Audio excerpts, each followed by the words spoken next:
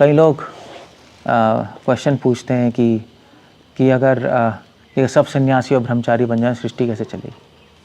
दूसरे तरह का क्वेश्चन होता है, कई लोग पूछते हैं कि भी आप लोग ब्रह्मचारी सन्यासी बन गए तो फिर संसार में पॉपुलेशन कैसे सस्टेन रहेगी। या फैमिली वाले कहते हैं कि भाई तुम लोग ब्रह्मचारी सन्यासी बन गए तो कुल कैसे चलेगा। दादी दादा को ज़्यादा ही टेंशन होती है इस बात की। सो इस तरह से क्वेश्चन उठाते हैं लोग। इसका आंसर क्या है? इसका आंसर स्ट्रेट फॉरवर्ड है, ज़्यादा कोई टेढ़ा मेढ़ा आंसर नहीं, स्ट्रेट फॉरवर्ड आंसर है। पहला आंसर श्रील प्रभुपाद ने बोला था कि प्रभुपाद से पूछा था एक बार क्वेश्चन, बाद ने बोला था कि पहली बात है कि सारे लोग ब्रह्मचारी बन ही नहीं सकते, सब लोग सन्यासी ब्रह्मचारी बन ही नहीं सकते, असंभव है। सृष्टि तो चलती रहेगी और उसमें सोचने वाला पॉइंट ही नहीं है।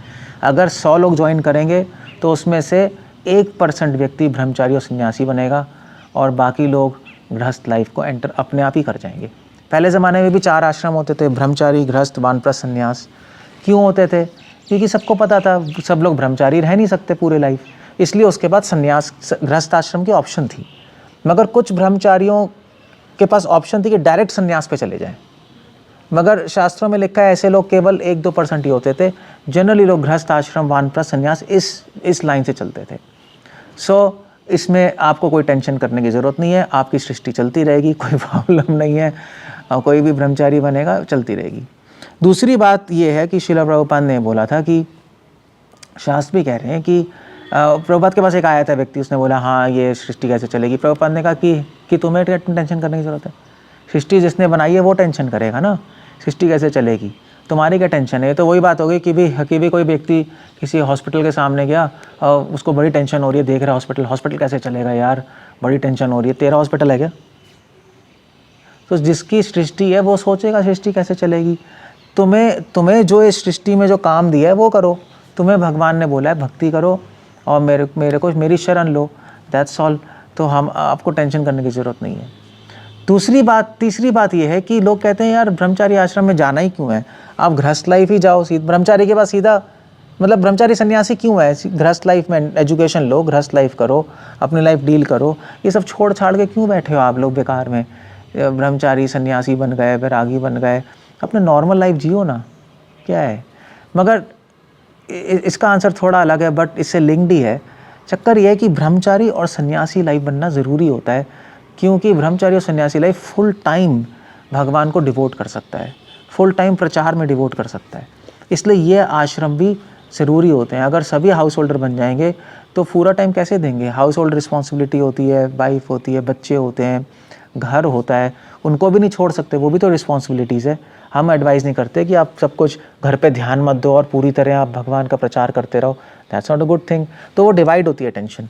इसलिए हमें फुल टाइम प्रीचर चाहिए होते हैं, मिशनरी लोग चाहिए होते हैं जो फुली डेडिकेट कर सकें भगवान की सेवा में और लोगों तक ये संदेश पहुंचा सकें जिस बात की आजकल बहुत अर्जेंसी है।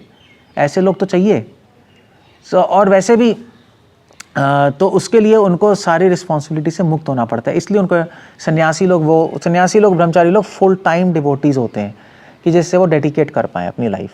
और ऐसा भी नहीं है कि जो हम फुल टाइम हम लोग हैं, जैसे हम लोग सबको बोलते रहते हैं कि यार तुम भी सन्यासी ब्रह्मचारी बन जाओ, ऐसा कोई मैसेज नहीं है।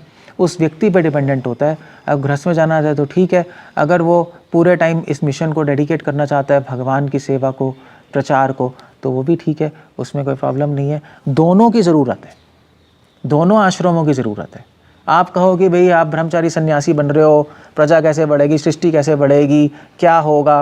वेल, एक बात है, अगर प्रजा बढ़ भी जाए, मतलब सृष्टि बढ़ जाए, कोई सन्यासी कोई ब्रह्मचारी नहीं हो, सृष्टि बढ़ती जा रही है, लोग बढ़ते जा रहे हैं, मगर लोग पैदा हो रहे हैं, मगर इंसान नहीं बन रहे हो। इंसान कौन बनाएगा उनको? वो भी तो प्रोजेक्ट है, वो भी तो 50% काम है। अब सृष्टि बढ़ाते रहो, ठीक है, सृष्टि तो जानवर भी बढ़ा रहे हैं। तो उनको इंसान बनाने के लिए कुछ ऐसे डेडिकेटेड लोग चाहिए जो उनको ट्रेनिंग दे पाएँ, जो पूरे संसार में ट्रैवल कर पाएँ बिना किसी रिस्पॉन्सिबिलिटी, कोई दूसरी रिस्पॉन्सिबिलिटी के बिना, क्योंकि टोटल 24 आवर्स देना पड़ता है आपको। नहीं आप गृहस्थ रह के भी तो कर सकते हो, प्रचार ट्रैवल कर सकते हो, सन्यासी ब्रह्मचारी क्यों बनना है? नहीं कर सकते, क्योंकि गृहस्थ रहने में एक तो रिस्पॉन्सिबिलिटी है, दूसरा गृहस्थ लेवल पे रहकर आप इतना ज़्यादा स्टडी नहीं कर सकते। स्टडी करने के लिए पूरा फुल टाइम देना पड़ता है। प्रचार करना कोई आसान नहीं है, दूसरों को ट्रैवल करना, दूसरों को बताना, समझाना, कहीं अपोजिंग आर्ग्यूमेंट्स आते हैं, उसके आंसर होने चाहिए, वैलिड आंसर होने चाहिए, तू तड़क वाले आंसर नहीं होने चाहिए। उसके लिए बहुत डीप स्टडी चाहिए। 24 आवर्स आपको इमर्स होना पड़ेगा शास्त्रों में, और फिर जाके आप पूरे वर्ल्ड में प्रचार कर पाओगे और लोगों को कन्विंस कर पाओगे और भगवान तक उनके पास ले पाओगे। तो इसलिए ये आश्रम ज़रूरी है।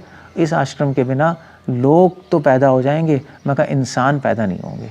सो इसलिए हम लोग ब्रह्मचारी सन्यासी बनते हैं। और आप देखिए, वैसे भी दूसरी बात है कि हर मिशन में, चाहे भक्ति हो, स्पिरिचुअलिटी हो, कई लोग तो समाज सेवा के लिए फुल टाइम बन जाते हैं।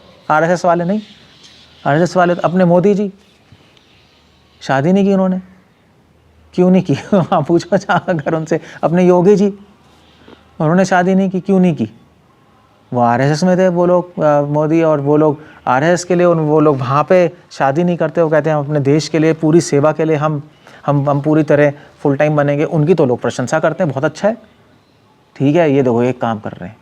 तो हम भी तो फुल टाइम बने। हम ब्रह्मचारी सन्यासी छोड़ दो आप, हम भी पूर्ण सेवक हैं, हम भी समाज सेवा कर रहे हैं, हम भी उनको भगवान की भक्ति दे रहे हैं, नॉलेज दे रहे हैं, उसमें क्या खराबी है? और भी आप वर्ल्ड वाइड मिशंस देखो, उसमें क्या, मदर टेरेसा को तो लोगों ने अवार्ड दिया है, वो भी फुल टाइम थी और कलकत्ता में कर रही थी।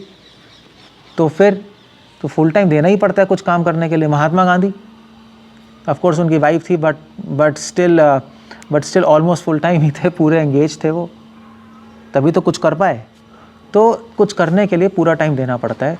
इसलिए हर मिशन में ऐसा होता है, स्पिरिचुअलिटी में भी ऐसा है। उस फुल टाइम को कहते हैं ब्रह्मचारी सन्यासी। हरे कृष्ण। श्रील प्रभुपाद की जय।